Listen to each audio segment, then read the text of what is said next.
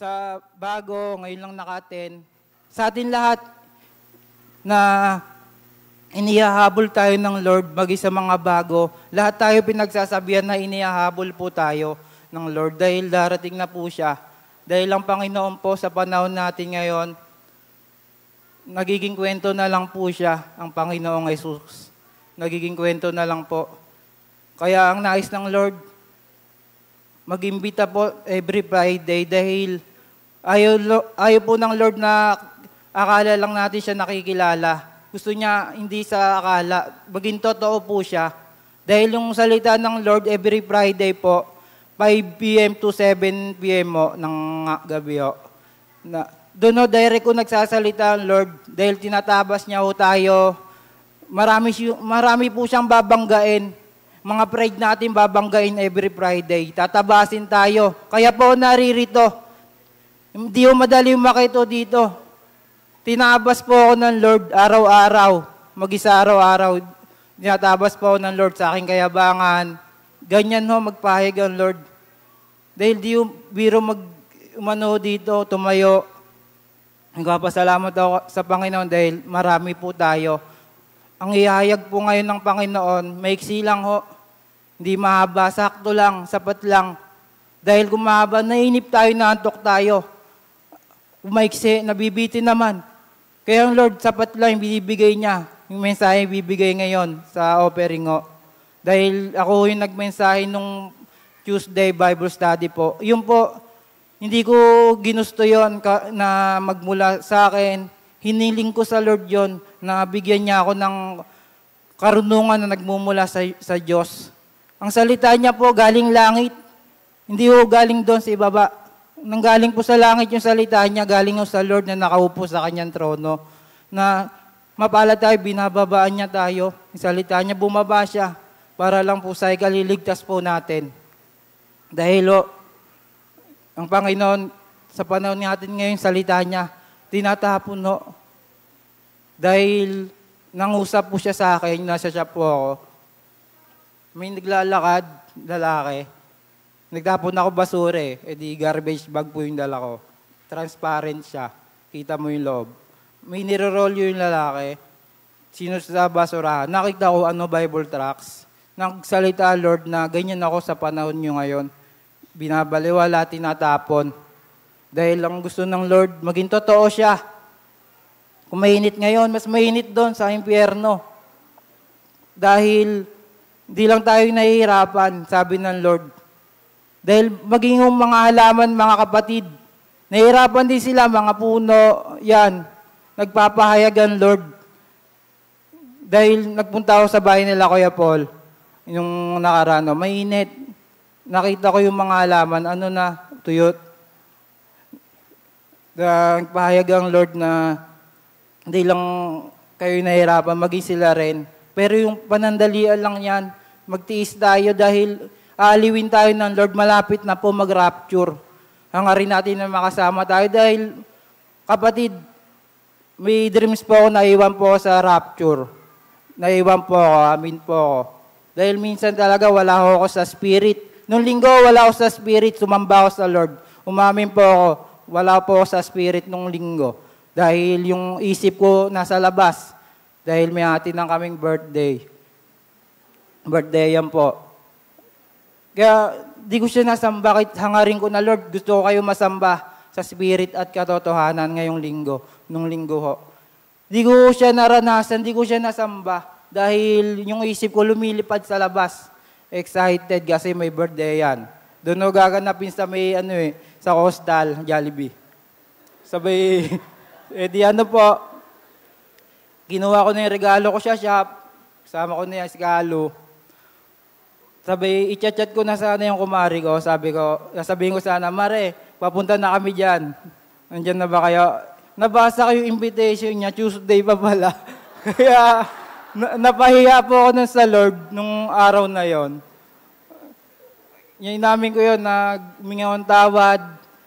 Habang nakain ako nung gabi, sabi ng Lord, humingi ka ng tawad. Yun, habang nakain ako, humingi akong tawad. Yun, doon ko siya naranasan. Yung presence niya po, nilukuban niya ako. Sabi ko, Lord, ito yung nahanap ko, yung ganito, yung maranasan ka. Pinadama sa akin ng Lord na pinatawad niya ako. Ganyan no, magpatawad ng Lord. Then, ito po yung pahayag ng Lord. Mag-pray muna po ako. Panginoong Yahweh, Panginoong Jesus, Banal na Espiritu Santo, Lord, di po karapat-dapat na gamitin niyo sa harapang ito, Panginoon. Bagkus ako po minsan wala ako sa Spirit. Kapos po ako sa paglilingkod sa inyo, Panginoon. Lord, tulungan niyo po ako na kayo yung humawak po sa akin, Lord. Tago niyo po ako sa inyong likuran. Yung mga salita niyo yung magmula sa inyo, Lord. Hindi po sa sarili kong karunungan. Kaya salamat po, Lord. Pinagkakatiwala ho namin sa inyo ang gawaing ito. Programa niyo po ito, Lord. Hindi ho sa amin. Salamat po, Lord. Sa inyo po namin binabalik ang mataas na parangal at papuri. In Jesus' name, Amen. Binigay niya po sa akin yung Tuesday. Ito rin po yung nais niyang ibahagi ngayong araw na ito. Sabi ko, Lord, bigyan niyo po ng karunungan. Yung sa inyo magmula, yung wisdom. Sinagot niya po ako dito sa Isaiah 28 po. Ito talagang galing langit po, galing sa Lord. Yan. Sabi diyan, Isaiah 28 verse 23. Nakita ko po yan, yung may title po ang karunungan ng Diyos. Sumagot po siya. Hanggang 29 po yan, pero yung kukunin lang po nating verse ngayon, 23, 29. Saka sa, ihabol natin to sa Isaiah 29. Sabi po dyan sa 23, ito ang aking tinig, ay iyong dinggin. Ang sinasabi ko ay iyong unawain. Tapos, ito po sa 29, ang mensaheng ito'y mula kay Yahweh na makapangyarihan sa lahat. Mahusay ang kanyang payo at kahanga-hanga ang kanyang karunungan. Tapos po dito sa Isaiah 29 verse 6, tatlo po yung binigay sa akin ng Lord. Si Yahweh na makapangyarihan sa lahat ay biglang magpapadala ng dumadagundong na kulog, lindol, buhawi at naglalagablab na apoy upang iligtas ka. Tayo po yon. Kaya nagsasalita ang Lord, di ba sa Mateo, may salita doon na magkakadigmaan. Nagaganap po buhay ang salita niya. Nangyayari yung salita niya, nabubuhay. Gusto ng Lord, nabubuhay yung salita sa atin para mabago tayo. Dahil di rin ako makapaniwala, nandito po ako na sa inyong harapan na patuloy na susunod lang sa Kanya. Nagsasalita po siya araw-araw na gusto niya magmula sa Kanya yung wisdom. Kasi pagkarunungan natin, maliligaw, maninegative. Gusto niya galing sa Kanya, panlangit na mensahe. Dahil doon po siya nakaluklok sa langit po. Ganyan po siya. Na sa ganon, mahubog tayo. Dahil nagiging kwento na si Jesus Christ ngayon, ng ating Panginoon, nagiging kwento na lang po sa panahon natin ngayon. Kaya yung mensahe noon Friday, limitado lang kasi direct po At kung ngayon yung mensahe yun, maraming tatamaan. Nais nga ng Lord ganun Marami siyang babanggain, pride natin. Kaya doon, sasalain talaga tayo every Friday. Yung kayabangan natin, tatabasin yan. Kung di ka magpapabago ka. Kasi apoy yan Gusto ng Lord, yung apoy na yun na hinahangad natin, masaktan tayo, mapaso tayo. Yung, di ba kung sa literal na apoy, masakit, mapapaso tayo. Yan, mapapaso talaga tayo. Yung sa akin, yung sabi ko, Lord, padanasin niyo ako ng apoy. Namatay yung nanay ko pagkasabi ko noon. Sabi, anong apoy ba? Kaya, yung apoy na yon, kaparaanan ng Lord, anong klaseng apoy pa ba ang nais mo? Ayan, apoy, namatay yung mama ko. Pagkasabi ko po yun padanasin niyo ako ng apoy. Martes, Lunes ko po sinabi yon. Sabi, inataking nanay ko noon, kinabukasan namatay na. Yun yung apoy. Si Kuya Si, apoy lagi. Ganyan ang gusto ng Lord. Kasi may katapusan yan Yung paghihirap natin, aaliwin na tayo ng Lord. Dahil magra-rapture na po, sabi ng Lord. Ako'y naiwan po sa rapture sa panaginip ko. 2 kami. Ka-church ko po siya, di ko po siya kilala kung sino, pagising ko. Pero sa dreams ko po, kilala ko siya. Pares kaming dadasal. Nasa isang bunker po kami. Sabi, nagkakagulo sa labas. Nagpe-pray ako kasi kaming dalawa kasi magra-rapture na. Ang sabi ko, sa sarili ko, may iwan yung mga nasa paligid namin kasi mga di nagpe-pray. Pagdilat ko, ayaw pa rin mag-rapture. Biglang nawala yung katabi namin, mga kasama namin, kami yung dalawa yung naiwan. Doon, nagsisi ako doon sa nangyari. Ganun pala pag naiwan ka sa rapture, parang wala nang halaga yung buhay mo. Sana din ako sinilang yung time na yon sa dreams ko. Kasi nagbibigay yung Lord ng ganon, babala, inihahabol. Tayo yung binuhat ko yung nanay ko eh. Naabutan ko pa ho eh. Ang di ko sinabing makaya mo yan. Ang sinabi ng Lord, humingi ka ng, sabihan na humingi ng tawad sa Panginoon. Yun lang, habang buhat ko, humingi ng tawad sa Lord. Yun lang yung sinabi ko, habang sinakay sa ambulansya. Dahil inihahabol siya. Lahat tayo dito, inihahabol pantay-pantay. Kahit yung mga ginagamit, vessel, lahat. Kung matagal ka man, baguhan ka lang ngayon, inihahabol ka ng Lord. Kaya yung apoy, yun yung apoy sana maging totoo, masaktan tayo. Kasi di ba pag may bagay na pababagahin, kailangan ng apoy. Di ba pag dinikit sa'yo yun, mapapaso ka. Ako po naranasan ko yun, sinadya, pinasuhan po ako sa braso. Dahil nasalihan kong gangho. Temple Street 13. TST 13 po yun. Mga bandal dyan, makita nyo. Pinasuhan po ako sa braso. 4 na dikit. Ano po yun? Yung, perdible. Iniinit po yun sa apoy. Pinabaga. Dinikit po sa braso ko. Isang paganon. Pa-cross po yung itsura. Bali, 2 cross. 4 na paso po ginawa. Bago yun, bugbog muna ako, 30 seconds. Baga, kagustuhan ko yon dahil parang maging protection ko lang din sa school ko, sa Giants. Dahil yun yung namayagpag doon namawak ng Giants. Kaya yun nasalihan ko. Kasi unang nasalihan ko po, i-share ko sa inyo, badge, STS 13, pangalan ng kaaway. Baga, nagpabugbog din ako doon. Pero walang paso. Hindi ako nasiyahan. Parang nabitin ako. Parang mahina yung samahan. Ginawa ko, magti-TBS sana ako, kaso lang, mainit dun sa Giants. Balibay, malakas yon, number 1 yun Laging inaabangan sa labas.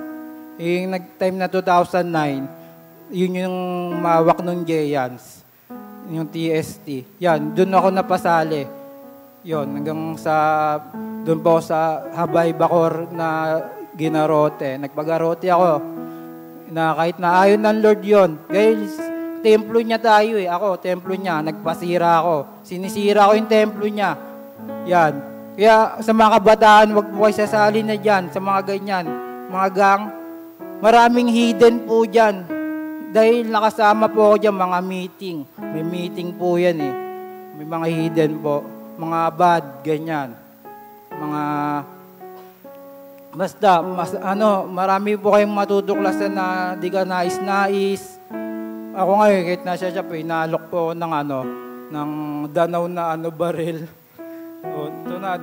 Boss, yun yung sa group namin, kasi kagang ko siya, sinenda niya akong ganon.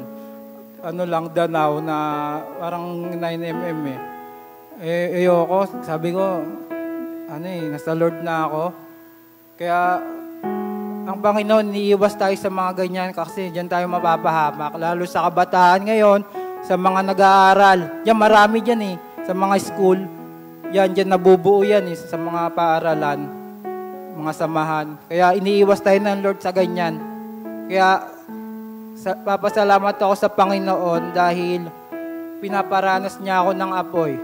Tayo, Jailong family, direct po siya, nagsasalita sa atin. Dahil binabagsak niya tayo.